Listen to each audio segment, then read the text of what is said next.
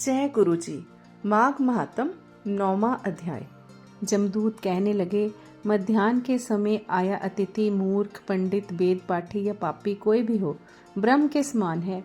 जो रात्रि के थके हुए भूखे ब्राह्मण को अन्न जल देता है, मध्याह्न के समय जिसके घर आया हुआ अतिथि निराश नहीं जाता, वह स्वर्ग का वासी होता है। अतिथि बराबर कोई धन संपत्ति तथा हित नहीं है। बहुत से राजा और मुनि अतिथि सत्कार से ब्रह्मलोक को प्राप्त हुए हैं।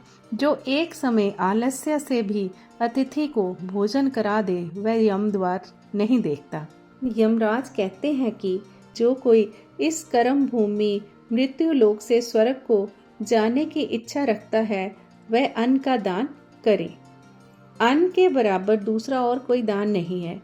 जो गर्मियों में जल, सर्दी में ईंधन और सदैव अन्न का दान करते हैं, वे कभी यम के दुख नहीं उठाते। जो अपने किए हुए पापों का प्रायश्चित करता है, वह नरक को नहीं जाता। जो काया, वाचा और मन से किए हुए पापों का प्रायश्चित करता है, वह देव और गंधर्वों से सेवित शुभ लोक को प्राप्त होता है। जो नित्य ही व्रत, तप, तीर्थ करते हैं और जितेंद्रिय हैं, वह भयंकर यम को नहीं देखते हैं। नित्य धर्म करने वाला दूसरे का अन्न, भोजन और दान त्याग दे। नित्य स्नान करने से बड़े बड़े पाप नाश होकर यम को नहीं देखता। बिना स्नान पवित्रता कैसे हो सकती है? जो मनुष्य पर्व के समय में चलते जल में स्नान करते हैं, वह बुरी जोनी नहीं पाते, ना ही नरक में जाते हैं।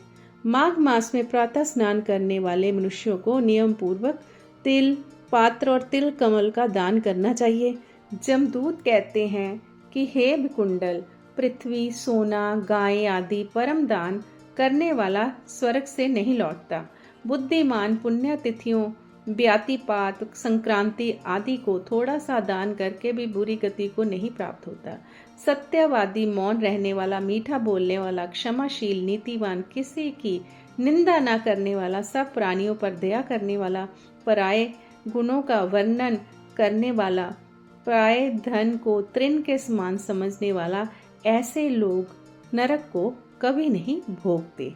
बोल विष्णु भगवान की जय।